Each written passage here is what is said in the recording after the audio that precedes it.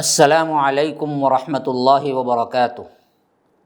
ان الحمد للہ نحمده ونستعینه ونستغفره ونؤمن به ونتوکل علیہ ونعوذ باللہ من شرور انفسنا ومن سیئات اعمالنا من يهده الله فلا مضل له ومن يضلل فلا هادی له واشهد ان لا الہ الا اللہ وحدہ لا شریک له واشهد ان محمدا عبده ورسوله اما بعد فان خير الحديث كتاب الله وخير الهدي هدي محمد صلى الله عليه وسلم وشر الامور محدثاتها وكل محدثة بدعة وكل بدعة ضلالة وفي رواية وكل ضلالة في النار۔ فاعوذ باللہ من الشیطان الرجیم، بسم اللہ الرحمن الرحیم۔ انا اوحینا الیک کما اوحینا الی نوح والنبیین من بعدہ اللہم ارنا الحق حقا وارزقنا اتباعہ وارنا الباطل باطلا وارزقنا اجتنابہ اللہم علمنا ما ينفعنا وانفعنا بما علمتنا وارزقنا علما رب اشرح لی صدری ویسر لی امری واحلل عقدۃ من لسانی یفقہوا قولی۔ برادران اسلام، واجب الاحترام بزرگوں، دوستوں، عزیز ساتھیوں، لائق احترام ماؤں اور بہنوں، اللہ تبارک و تعالیٰ کا بے انتہا فضل و اکرام ہے کہ اس نے ہمیں حدیث اور اللہ کے رسول صلی اللہ علیہ وسلم کے اقوال کو پڑھنے اور سمجھنے کی سعادت بخشی۔ اسی تسلسل کے اعتبار سے MSLI لائیو ٹی وی کے ذریعے درس بخاری کا آغاز ہوا۔ الحمدللہ اس کے جو اہم نکات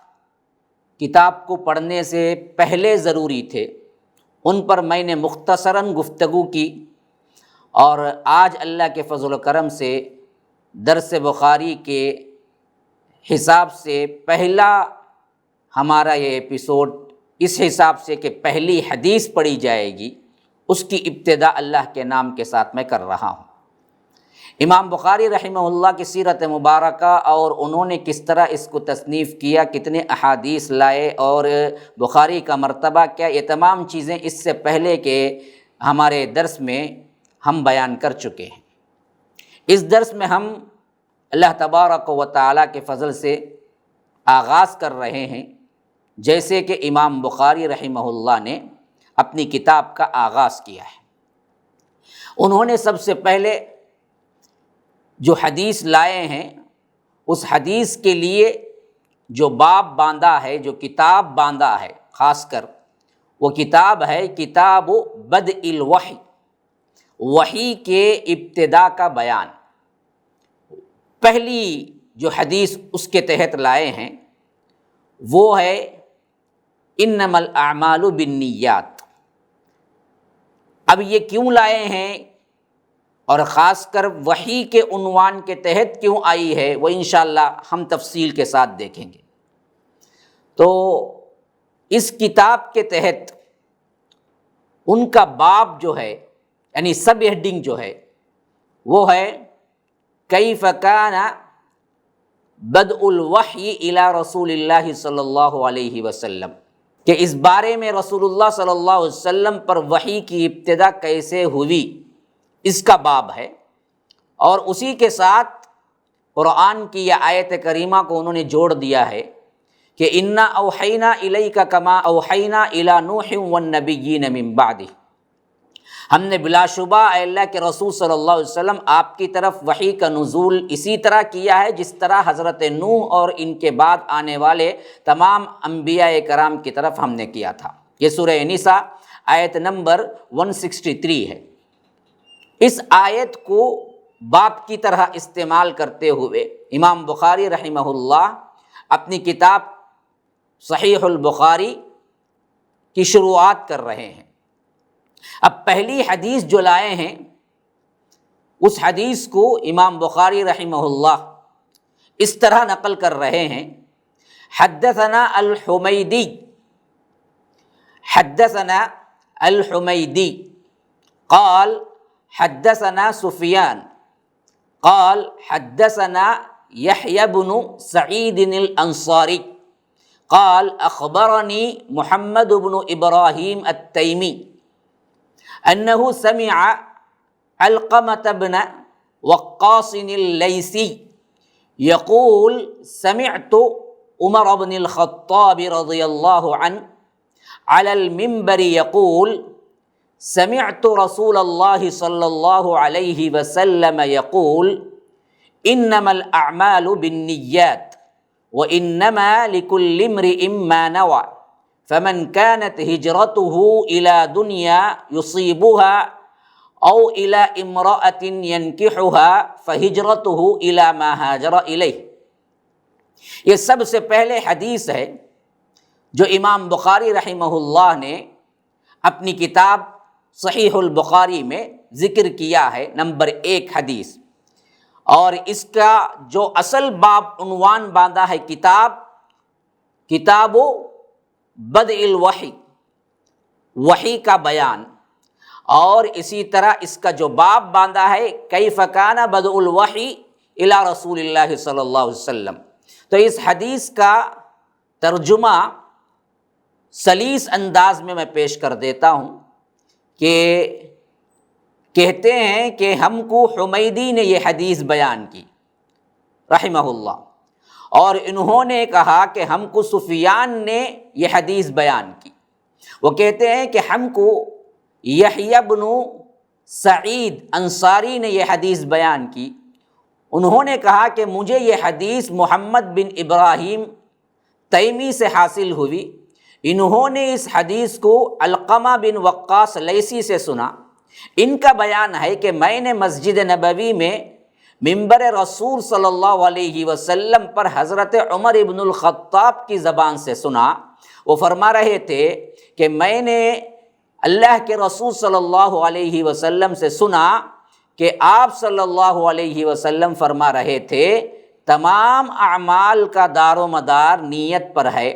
اور ہر عمل کا نتیجہ ہر انسان کو اس کی نیت کے مطابق ہی ملے گا۔ پس جس کی ہجرت یعنی ترک وطن، اللہ کے لیے وطن چھوڑ کے جانا، دولت دنیا حاصل کرنے کے لیے ہو یا کسی عورت سے شادی کی غرض سے ہو، تو پس اس کی ہجرت انہی چیزوں کی طرف ہوگی، یعنی وہی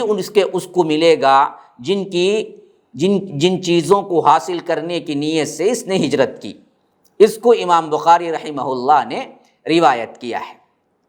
سب سے پہلی بات یہ ہے کہ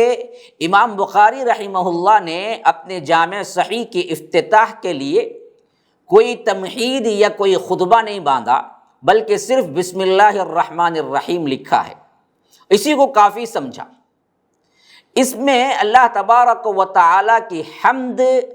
کامل طور پر موجود ہے، اس واسطے انہوں نے الحمدللہ کا کوئی صیغہ استعمال نہیں کیا۔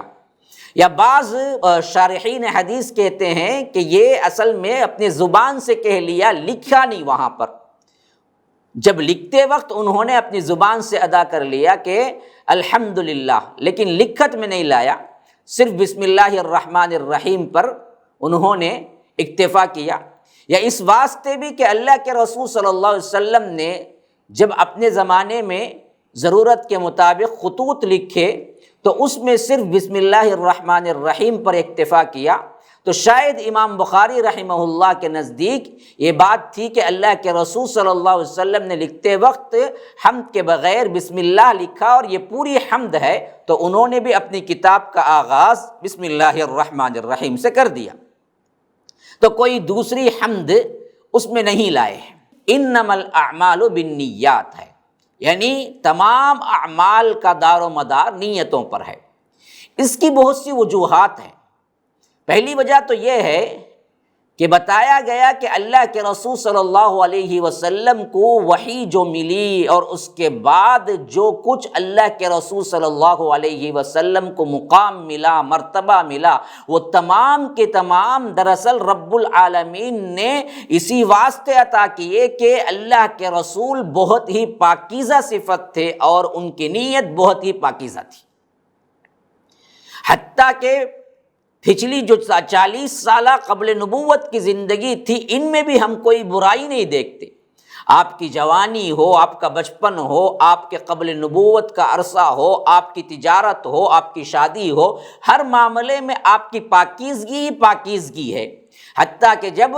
نزول وحی کا زمانہ قریب آیا تو اللہ کے رسول صلی اللہ علیہ وسلم یہاں تک کہ خلوت نشین ہو گئے، دنیا سے بھی قطع تعلق اختیار کر لیے، غار حرا میں بیٹھنے لگے اور اس امت کے بارے میں اور یہاں کی برائیوں کو دور کرنے کے بارے میں انہوں نے سوچنا شروع کر دیا۔ تو اصل چیز نیت کی پاکیزگی سب سے اہم ترین چیز ہے۔ دوسری یہ کہ فرمایا کہ خود میری نیت اس کے لکھنے میں رب العالمین کے رضا کے علاوہ کچھ نہیں ہے۔ گویا کہ اپنی طرف سے بھی یہ بات بتا دی کہ میرے نام کے لحاظ سے یا میری شہرت کے لحاظ سے یا میں لوگوں پر کیا ہے اپنا رعب جھاڑنے کے لیے استغفر اللہ نہیں، یہ سب کچھ اس واسطے کر رہا ہوں کہ نیت یہی ہے کہ اللہ تبارک و تعالیٰ کا دین پھیلے، اس کا ثواب ملے، میری نیت بری نہیں ہے۔ تو نیت کی اصلاح کر لینی چاہیے۔ سب سے پہلے جتنے لوگ میرا درس سن رہے ہیں میں ان سے بھی یہی التجا کر رہا ہوں کہ اس چیز کو جب پڑھنا ہم شروع کریں حدیث کو تو اس وقت ہم اپنی نیات کو بھی ٹٹول کے دیکھ لیں۔ کوئی ناظر، کوئی سامع جب یہ درس سن رہا ہے تو اپنی نیت کو بھی ایک مرتبہ ٹٹول کے دیکھ لے، کہیں تم کیا ہے علم حاصل کر کے علماء سے جھگڑا کرنے کے نیت سے تو نہیں سن رہے ہو، یا نہیں تو کئی لوگ ایسے ہوتے ہیں جو بال کی کھال نکالنے کے لیے سنتے ہیں، اس نیت سے تو نہیں سن رہے ہو۔ کئی لوگ اس واسطے سنتے ہیں کہ اپنے اپنے عقائد کے مطابق ہم کیا کریں گے، بعد میں انہی کو دلیل پیش کریں گے، کہیں یہ تو نہیں ہے۔ تمہاری نیت اصل کیا ہے؟ علم کی شان بکھیرنا یا آ کر تکبر کرنا یا آ کر ہمارے اس علم سے کیا ہے دنیاوی غرض فائدہ اٹھانا یا گمراہ فرق اور گمراہ عقائد کو پھیلانا؟ اگر یہ نیات ہیں تو پھر تو کیا ہے پڑھنا ہی بیکار ہے۔ نیت خالص ہو، رب کی رضا ہو اور اسلام اور دین اسلام کی اشاعت ہو۔ آج یہ صحیح نیت کا بڑا فقدان ہے۔ بندہ انسان کیا ہے کسی نہ کسی طرح پڑھنے کے لیے تو آ جاتا ہے یا سیکھ لیتا ہے، لیکن نیتیں ٹھیک نہیں، کبھی دنیا کمانے لگتا ہے، کبھی جھگڑالو بن جاتا ہے، کبھی اس علم سے اپنے آپ کو بہت ہی کیا ہے اعلیٰ سمجھنے لگتا ہے، کبھی ہر ایک معاملے میں تھوڑا سا علم حاصل کیا لیکن ہر معاملے میں ٹانگ اڑانے لگتا ہے، کبھی اس علم سے باطل فرقوں کے لیے سپورٹ کرنے لگتا ہے، باطل عقائد کے لیے سپورٹ کرنے لگتا ہے۔ دیکھو جی میں بھی قاری پڑھا ہے، میں نے کیا ہے فلاں کیا ہے، اصل میں کیا ہے کوئی دوسرا کیا ہے اللہ کے رسول صلی اللہ علیہ وسلم جو لائے تھے اس کے برعکس کوئی عقیدہ رکھتا ہے اور اس عقیدے کو پھیلانے کے لیے یہ علم استعمال کرتا ہے، کہیں ایسا تو نہیں ہے۔ یہ بات ذہن میں رکھیے پہلی چیز۔ پھر اس کے بعد روایت کے سلسلے میں بڑی عمیق بات بتلائی گئی ہے کہ امام حمیدی جن کا اصل نام عبداللہ ابن زبیر تھا، اپنی سند اس سے سب سے پہلے شروع کی، پہلی حدیث پہلا نام امام حمیدی۔ کیوں؟ کہتے ہیں کہ امام حمیدی رحمہ اللہ علم و فضل حسب و نسب ہر لحاظ سے اس کے اہل تھے، اس لیے کہ ان کی علمی عملی جلالت شان کے لیے یہی کافی ہے کہ امام بخاری رحمہ اللہ کے اساتذہ میں سے ہیں امام حمیدی، امام بخاری رحمہ اللہ کے استاد ہیں، اور اسی طرح حسب و نسب کے لحاظ سے قریشی ہیں، اور ان کا سلسلہ نسب اللہ کے رسول صلی اللہ علیہ وسلم اور سیدہ خدیجۃ الکبریٰ سے جا ملتا ہے۔ ان کی اصل کنیت ابو بکر ہے، نام عبداللہ ابن زبیر بن عیسیٰ ہے، اور ان کے اجداد میں اصل میں کوئی بزرگ تھے جو حمید بن اسامہ کے نام سے گزرے تھے، تو ان کی طرف نسبت سے یہ حمیدی مشہور ہوئے، اور اس حدیث کو امام بخاری حمیدی سے لائے اس واسطے کہ وہ مکی ہیں، اور یہ لا کر اشارہ فرمایا کہ وحی کی ابتدا مکہ میں شروع ہوئی۔ یا رب کیسے لطیف اشارے ہیں، دیکھیے پوشیدہ ایک سند لائے ہیں، لیکن اس سند میں بھی کتنا زیادہ عمیق اور گہرائی کے ساتھ بعض چیزیں لائے ہیں جو کہ کوئی سوچ بھی نہیں سکتا۔ اپنی کتاب کے سند کا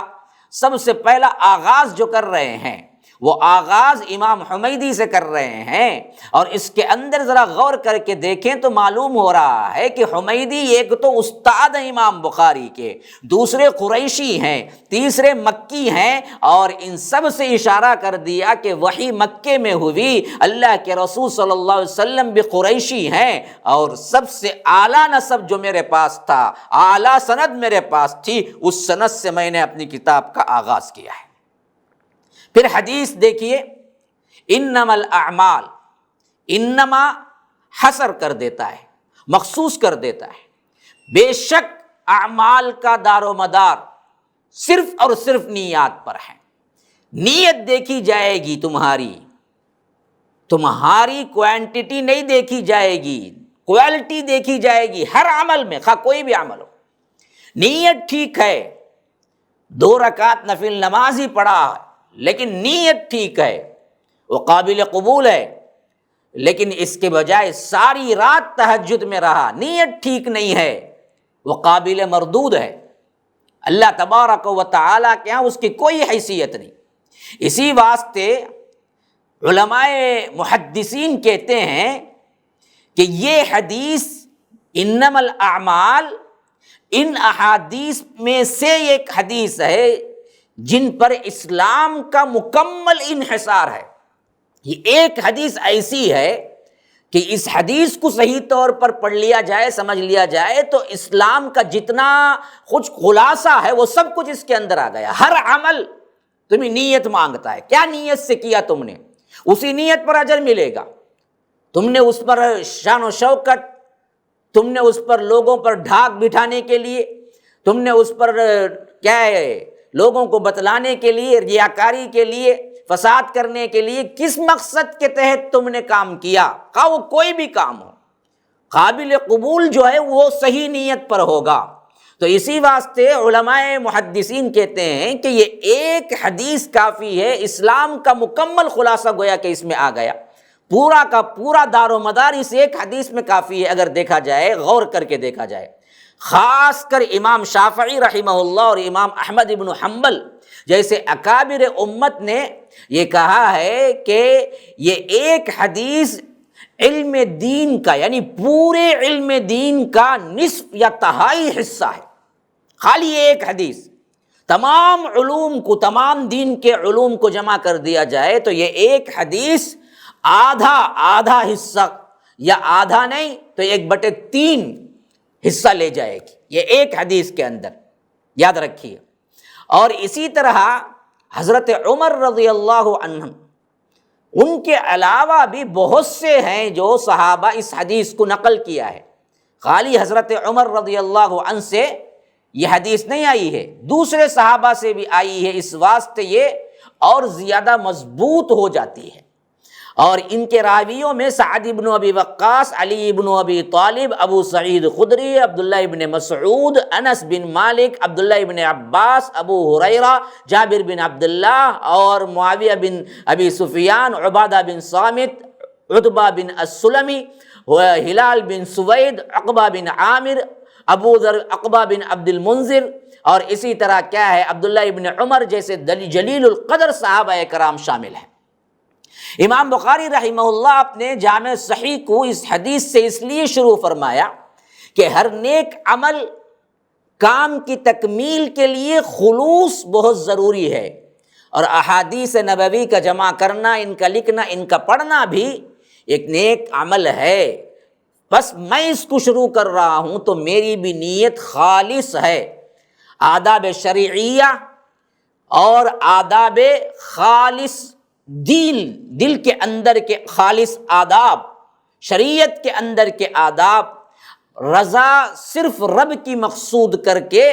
جو چیز لی جاتی ہے وہی چیز اللہ تبارک و تعالیٰ کے ہاں قابل قبول ہوتی ہے۔ اگر کوئی اس کے اندر فساد ہو گیا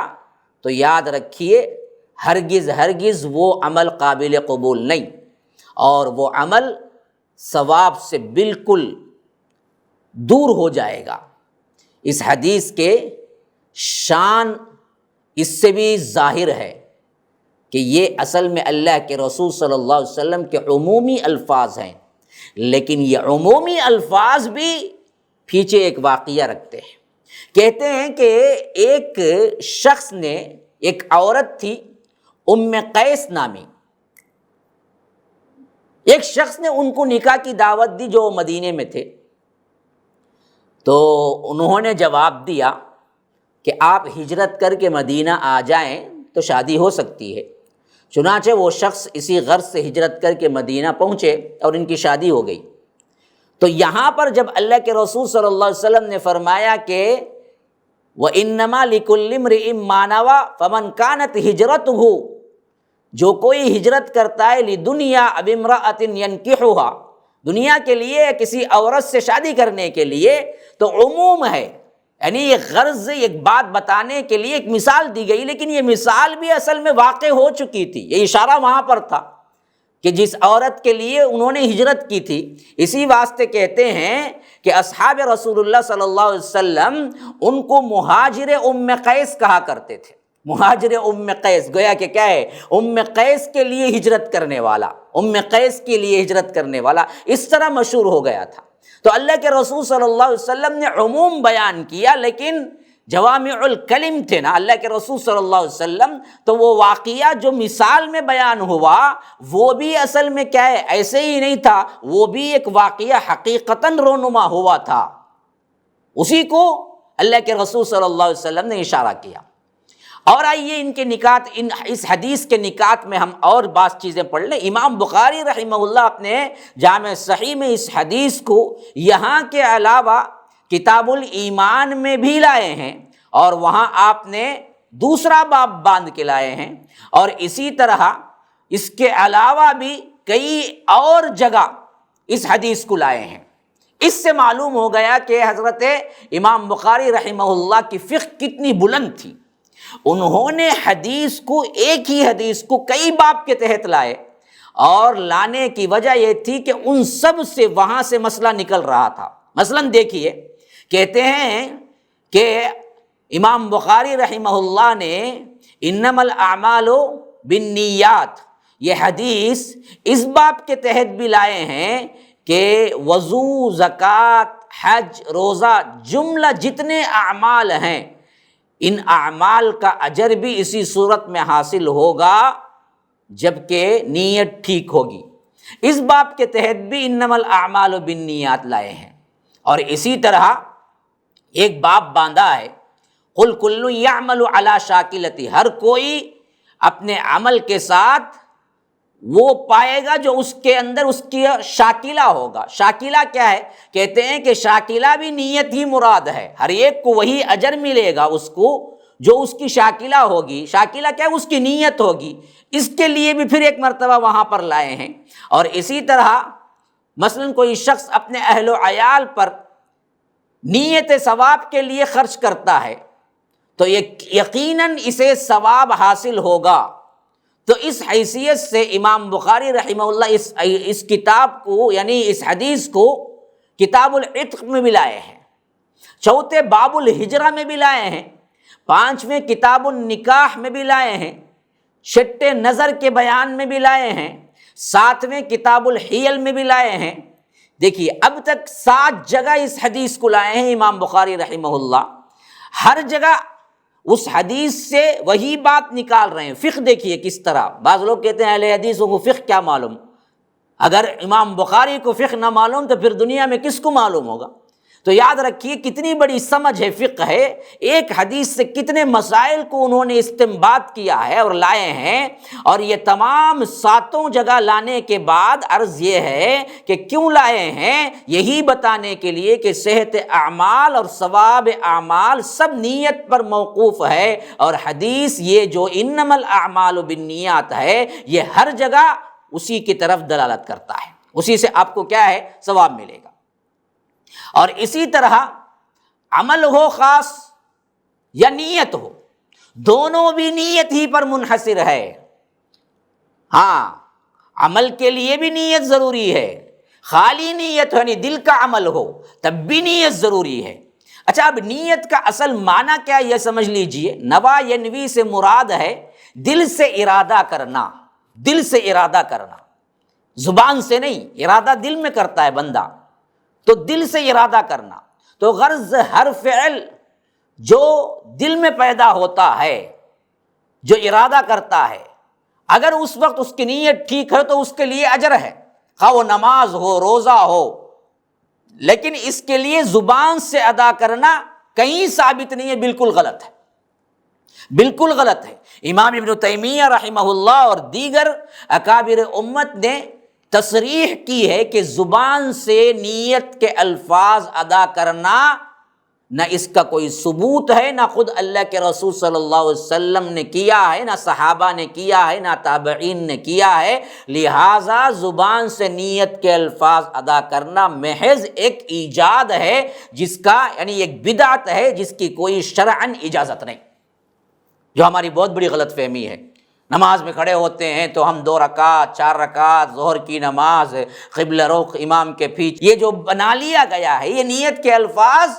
کہیں سے ثابت نہیں ہے۔ امام ابن تیمیہ رحمہ اللہ صاف بتاتے ہیں، آج کا مسئلہ نہیں، وہ تو 600 صدی ہجری کے ہیں، جو صحیح لوگ تھے ہمیشہ بات صحیح بتائے، غلط لوگ تھے انہوں نے غلط بتایا۔ اور اسی طرح یہ بات ان نکات میں ایک اور نقطہ بھی ہے، وہ کیا؟ منکرین حدیث کا، انہوں نے کیا کیا؟ حضرت عمر کا استعمال کر کے نام، حضرت عمر روایت حدیث کے خلاف تھے، تو اس واسطے یہ حدیث کا پورا مجموعہ ہی غلط ہے۔ تو امام بخاری رحمہ اللہ نے کیا ٹیکنیک اور کیا ذہانت استعمال کی ہے، دیکھیے کیا دور اندیشی۔ سب سے پہلے حدیث جو لائیں جس راوی سے، وہ خود حضرت عمر رضی اللہ عنہ، گویا کہ ان کا سب کچھ لگ لپیٹ کے رکھ دیا، وہ بوریا بستر سمٹ کے بھاگنا ہے کہ تم اگر کہتے ہو تو روایت حدیث کے خلاف حضرت عمر خلاف تھے، تو پھر بخاری کی سب سے پہلی حدیث حضرت عمر ہی کی ہے، تو پھر روایت آئی کیسے؟ تو یاد رکھیے یہ بہت بڑا الزام ہے۔ ہاں محتاط تھے، ہر کسی کے لیے اجازت نہیں دیتے تھے، اور ہمیشہ محتاط رہنے کے لیے ہدایات جاری کرتے تھے، صحت کے لیے اس کے کوئی ضعیف بات، کوئی غلط بات منسوب نہ ہو جائے، اس کے لیے بہت کوشش کرتے تھے، لیکن اس کا یہ مطلب نہیں کہ روایت حدیث کے خلاف تھے، بلکہ اپنے عہد خلافت میں احادیث نبویہ کی نشر و اشاعت کا غیر معمولی اہتمام فرمایا، اور دنیا اسلام کے گوشے گوشے میں اس جلیل القدر صحابی نے اپنے صحابہ ساتھیوں کو اس غرض کے لیے الگ الگ روانہ کیا، خاص کر جن کی پختگی سیرت اور بلندی کردار کے علاوہ ان کی جلالت علمی تمام صحابہ پر مقدم تھی۔ ایسے صحابہ کو خاص کر بھیجا کہ جاؤ احادیث کو پڑھاؤ۔ ہاں اس بات کے گواہ خود شاہ ولی اللہ محدث دہلوی ہیں، جو فرماتے ہیں کہ وہ حضرت فاروق رضی اللہ عنہ، عمر فاروق رضی اللہ عنہ نے حضرت عبداللہ ابن مسعود کو ایک جماعت کے ساتھ کوفہ بھیجا کہ تم قرآن اور حدیث کو وہاں پر پڑھاؤ، لوگوں کو سمجھاؤ، اور عبداللہ بن مغفل و عمران بن حسین کو بصرہ مقرر فرمایا، اور عبادہ بن صامت اور ابو دردہ کو شام روانہ فرمایا، اور ساتھ ہی وہاں کے عمال کو، یعنی وہاں کے عامل جو تھے، گورنر جو تھے، ان کو لکھا کہ ان حضرات کو ترویج احادیث کے لیے مقرر کیا جانا چاہیے، یعنی اشاعت حدیث کے لیے خاص رکھو ان کے لیے۔ تو یہ جو حضرات خاص طور پر بھیجے گئے، یہ حضرات خاص حدیث کی نشر و اشاعت کے لیے بھیجے گئے، اور معاویہ بن ابی سفیان کو، جو اس وقت شام کے گورنر تھے، ان کو خصوصی خط لکھا اور کہا کہ ان لوگوں پر خاص توجہ دو، لوگوں کے اندر حدیث کو پڑھاؤ اور ترویج دو، اور انہیں حلقات اور درس دو۔ یہ ہے حضرت عمر بن خطاب رضی اللہ عنہ کا کام۔ اچھا یہ بھی سمجھ لیجئے، راوی حدیث کے بارے میں ہمیشہ جان لینا چاہیے، یہ محدثین کا ایک طرز ہے حدیث پڑھانے کا۔ حضرت عمر راوی ہیں،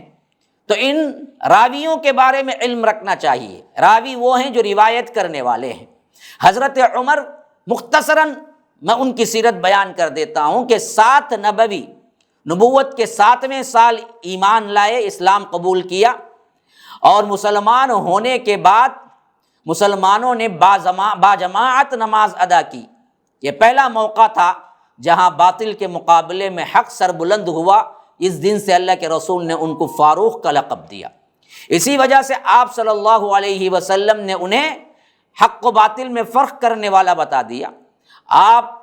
حضرت عمر رضی اللہ عنہ بڑے نیک، عادل، صاحب الرائے تھے، اور اللہ کے رسول صلی اللہ علیہ وسلم آپ کی تعریف کیا کرتے تھے، اس حد تک کہ اللہ تعالیٰ نے فرمایا ہے، اللہ کے رسول صلی اللہ علیہ وسلم نے کہا کہ اللہ تعالیٰ نے عمر کی زبان اور دل پر حق جاری کر دیا ہے۔ 13 نبوی میں یعنی 13ویں سال نبوت کے آپ نے مدینے کی طرف ہجرت فرمائی، اور حضرت ابو بکر کے بعد خلافت اسلامیہ کو سنبھالا، اور آپ کے دور میں فتوحات اسلامی کا ایسا سیلاب، ایسا دور دور تک اسلام پہنچا جو کبھی پھر اس کے بعد کا وہ زمانہ نہیں آیا۔ آپ ایسے مفکر اور ماہر سیاست تھے کہ آپ کا دور اسلامی حکومت کا سب سے سنہرا دور کہا جاتا ہے۔ آخری وقت میں وفات کیسے ہوئی، شہید کیسے ہوئے؟ مغیرہ بن شعبہ ایک صحابی ہے، ان کا ایک پارسی غلام تھا، فارسی النسل، فیروز نامی۔ اس نے آپ کے پاس آ کے کیا ہے، ایک شکایت کی اپنے آقا کی، جس پر حضرت عمر نے زیادہ توجہ نہیں دی، تو یہ بدبخت آگ بگھولا ہو گیا، اور اسی غصے میں اس نے نماز کی حالت میں حضرت عمر پر اپنے نیزے سے حملہ کر دیا، جس کے 3 دن بعد 1 محرم 24 ہجری میں آپ نے جام شہادت نوش کیا، اور نبی اکرم صلی اللہ علیہ وسلم اور اپنے مخلص رفیق ابو بکر صدیق رضی اللہ عنہ کے پہلو میں قیامت تک کے لیے دفن کیے گئے۔ انا للہ و انا الیہ راجعون۔ اگلے نکات انشاءاللہ میں آپ کے سامنے اگلے ایپیسوڈ میں بیان کروں گا، تب تک کے لیے اجازت دیجیے۔ وآخر دعوانا ان الحمد للہ رب العالمین، والسلام علیکم ورحمۃ اللہ وبرکاتہ۔